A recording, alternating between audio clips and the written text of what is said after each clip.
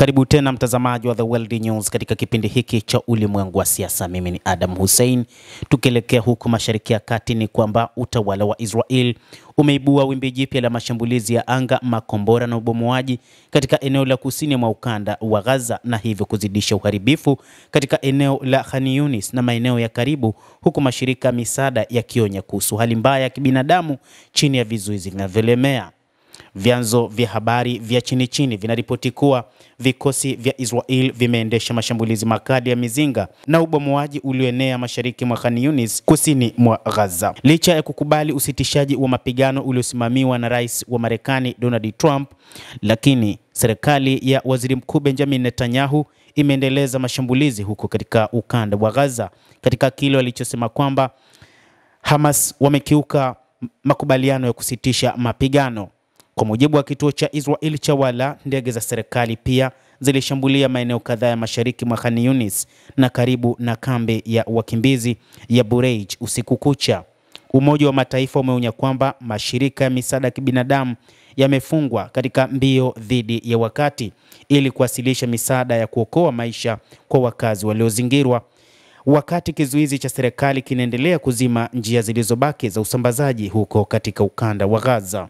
Msemaji wa shirika la Umoja wa Mataifa la mpango wa chakula duniani WFP, Aber Etefa, amesema kwamba wakati uwasilishaji wa misaada umeongezeka kidogo tangu kusitishwa kwa mapigano mwezi uliopita, vikwazo vilivyowekwa na Israel vinaacha vivuko viwili tu wazi, na hivyo kupunguza kwa kiasi kikubwa usafirishaji wa chakula na usambazaji. Tunahitaji ufikiaji kamili, tunahitaji kila kitu kiende kwa kasi. Tuko katika mbio dhidi ya wakati.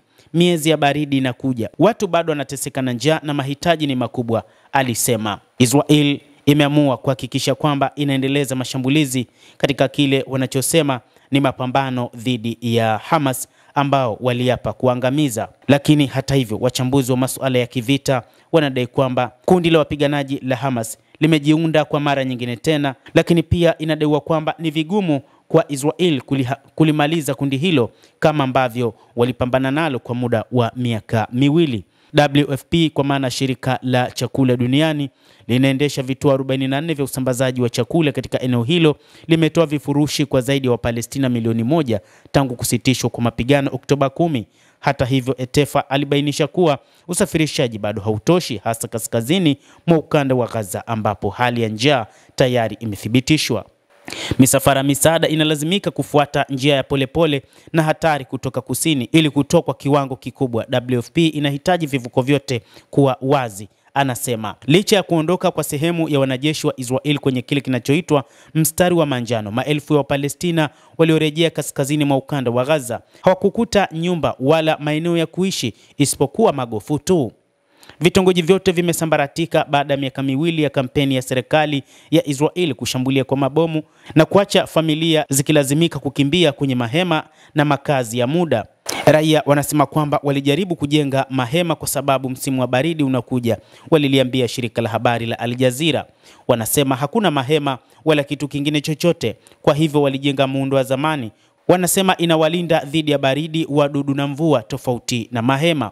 Umoja wa Mataifa na mashirika misaada yamekuwa yakiutaka utawala wa Israel kuheshimu makubaliano kusitisha mapigano na kuruhusu vifaa zaidi kuingia katika ukanda wa Gaza na kuonya juu ya hali ngumu ya msimu wa baridi.